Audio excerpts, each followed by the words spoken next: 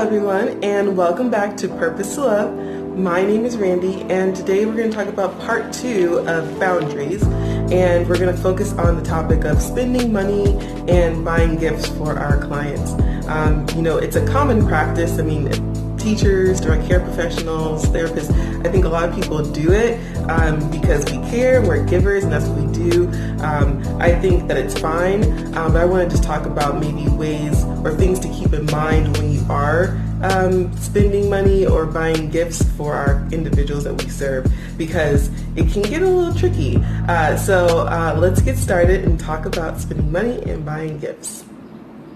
So to reiterate my last statement, I do think it's okay for teachers or staff to provide the individual with, a gift or provide some monetary support to them if it's necessary. From time to time, again, I think it's just balance, finding good balance on things. Maybe it's a special occasion or there's a really strong need that the individual has and they need something. I don't think that there's anything wrong. I don't think we have to be rigid in how we interact, but we have to be mindful. I think one of the first points I want to make is that we need to be mindful in how we are giving monetarily or gift-wise to the individual or the student, because what can happen is you can start to develop unhealthy or unrealistic expectations from the staff or from the teacher by the individual. And then that can sometimes make it more difficult for the next staff person who's coming in. Maybe you as the teacher or the staff move on to a different school or a different setting, or you have to work somewhere else, and then someone comes in and they have to take your place, and they have a really hard time developing a relationship with the individual because they're not giving them as much, or they're not doing as much as you did in terms of gifting. And I think we just have to be really careful with that and find a good balance in that. And then also, I think that it starts to develop a dependency on an unhealthy and unprofessional dependency on the professional to provide this means. For some individuals, they may not even really recognize that you're even doing that.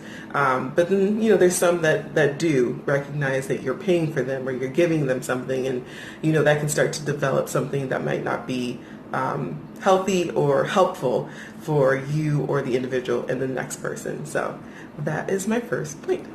So to add to my first point, also, many schools and agencies, adult programs, they usually ask and require staff and teachers and therapists to, please, let them know, let the school or the agency know if the individual needs something or if there's some kind of monetary financial support that the individual might need so that they can fulfill that, because they really don't want their teachers and their staff to give of their money, because it becomes a very sticky situation.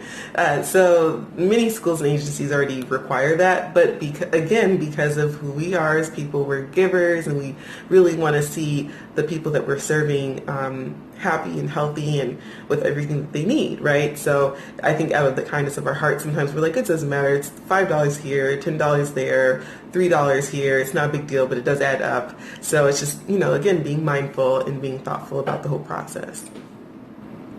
So for my second point, I want to make is that as a professional, if you are providing a lot of financial support to the individual, or you're giving them a lot of gifts, sometimes that can start to create unhealthy or unprofessional ideology about your relationship with the individual, and not necessarily super inappropriate and sexual in that manner, but it could just be that you start to put a lot of emotional energy into that relationship, and that can cause some frustration.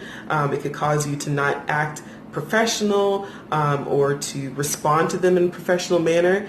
So what I mean is sometimes people will start to say, I care so much about the individual. I love them so much, like they're my child.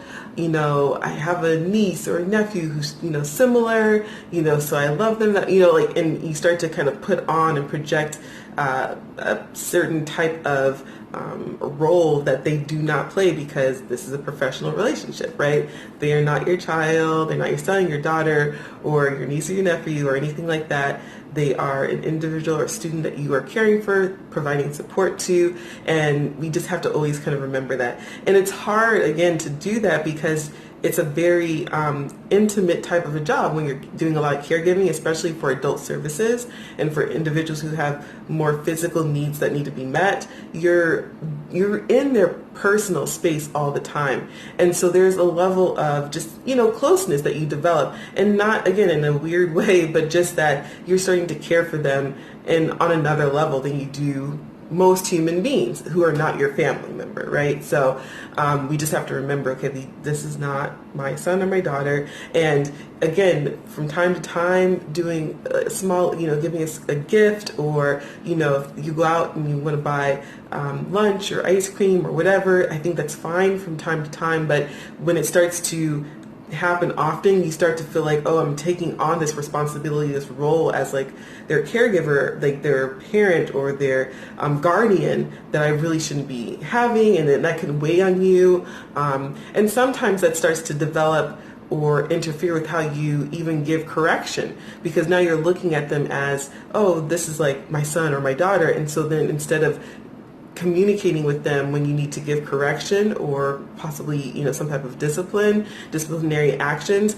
you might speak to them or interact with them as though they're your child and not a person who you're being paid to serve, if that makes sense. And your tone might be louder than it really needs to be, and not because you don't like the person, but because you're thinking, well, if this was my child, I would talk to them like this, but they're not your child. Again, these are people we are paid to care for and take care of, and we have a special place for them in our heart, but they're not they're not someone you are, have guardianship over. They're not your child. So we just still have to make sure we put on and keep that professional hat on always.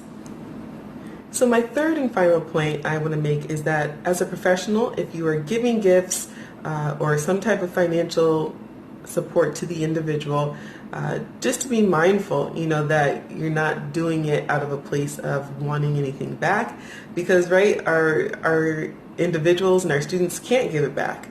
A lot of them don't have the financial means to, or the cognitive ability to think to do that, and they're not expected to. As you're not expected to give, they're not expected to give back. And when they do, it's super sweet and we all love it. It's the cutest thing ever, especially if, the family wants to do something special for you. But of course, there are rules and regulations in place for a reason. Schools and agencies, they put it in place where you seek them out to get funds or resources so that you can provide whatever the individual or the student needs.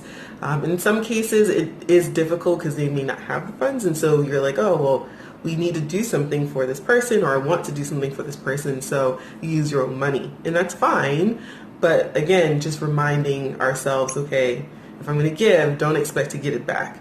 And I feel like sometimes you see that a lot, or not a lot, but you see it sometimes within residential settings, and not just in adult services, but school age as well. And because it's, again, very personal, there's a lot that the individual needs. They need food, they need clothes, they need, maybe supplies for recreational activities. And the staff who are working with them are usually like, they want to do something nice. But I think especially for the staff person who then has some challenges or issues with the system or with their agency or the school, it starts to build up some resentment, and then there's just kind of this desire or want to be compensated back for all they've done and put in, and unfortunately that's just not the kind of job that we do. We just give and we don't expect to receive, and when we do, it's awesome and we love it, but we don't from the individual.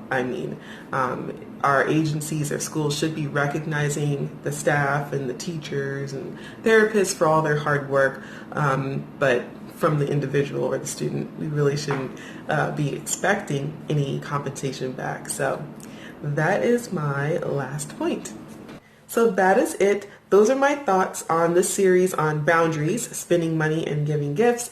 And so please let me know if you have any thoughts, if you agree, disagree, if you've noticed some other things that can happen when we're overextending ourselves in this way. So please leave a comment below. I would love to hear what you have to say and your experiences. If you like this video, hit the thumbs up button. If you haven't subscribed, please hit the subscribe button and hit the little bell notification when it prompts you. And I look forward to seeing you next week. And remember, you are purpose to love. I'll talk to you guys soon. Bye.